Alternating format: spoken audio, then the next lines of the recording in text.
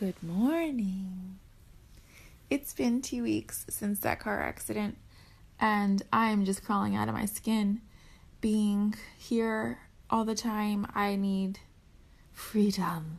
I need the wind in my head. My muscles feel like they want to stretch so bad, and I want to exercise, and I want to come and go as I please.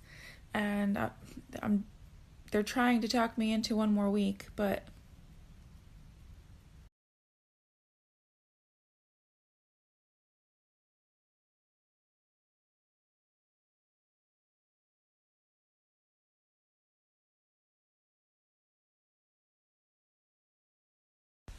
do you know how badly I want to use what's happened to me as an excuse to postpone my goals?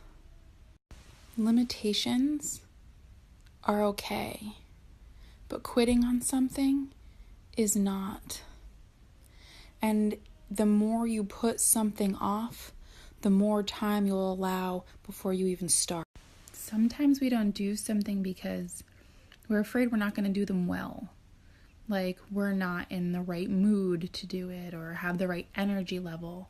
So we put it off and wait for inspiration to come.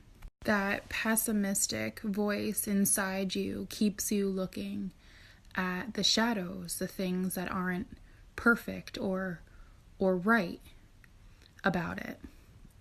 But I know what happens when you make excuses for the pessimist, make excuses for postponing a dream or a goal. Don't be afraid to do the things that you have the intention to do. Get fit, clean your closet. I don't care what it is. You may have limitations, but do them with the limitations. Start small. Choose one task. Do something. Anything worth doing is worth doing badly. Pick up yourself and go do it.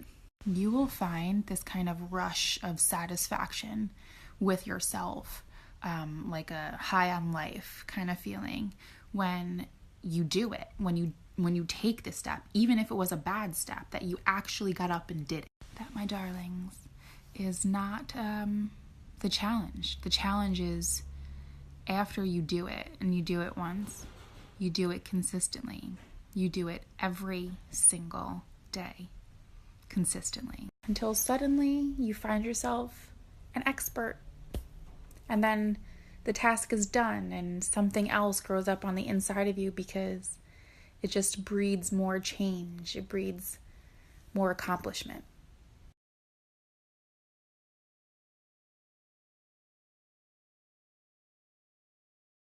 I know that I have been saying for the past 2 months that I'm going to take care of my 5 o'clock shadow and make my one eyebrow into 2.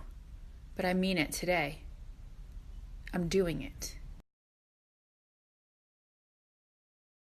My father offered me his car that's been sitting in my brother's driveway to use because I crashed mine.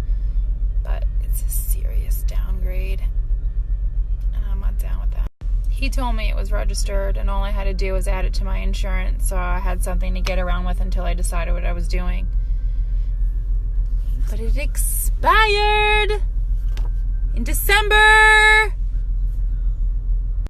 and it smells like man in here, like gasoline and asphalt.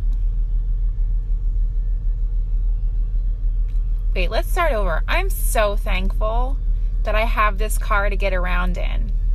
This man has registration in this car from 2012.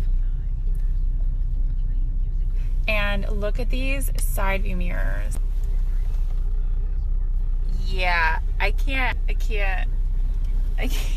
I am no stranger to schlepping around in a jalopy, but I've grown past that, and I'm not going to go buy a brand new truck when there's a good one sitting here just because of side view mirrors. That's ridiculous.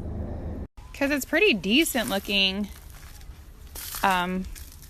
besides the mirrors. Like, it's nice. It's shiny. There's no scratches, no dents. It's all-wheel drive. It's a V6. It's black like my... I'm socially acceptable again. Check out that arch.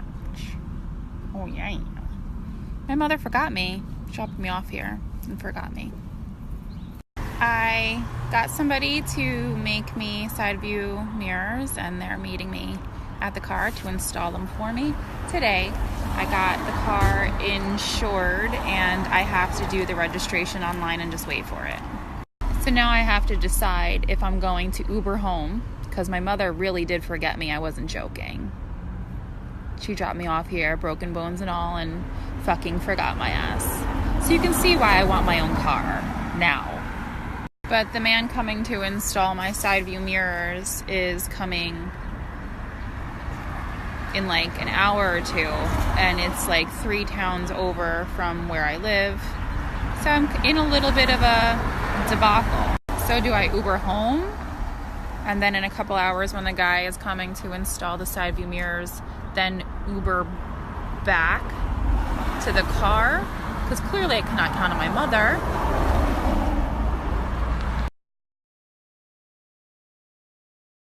Harvard is what my parents wanted.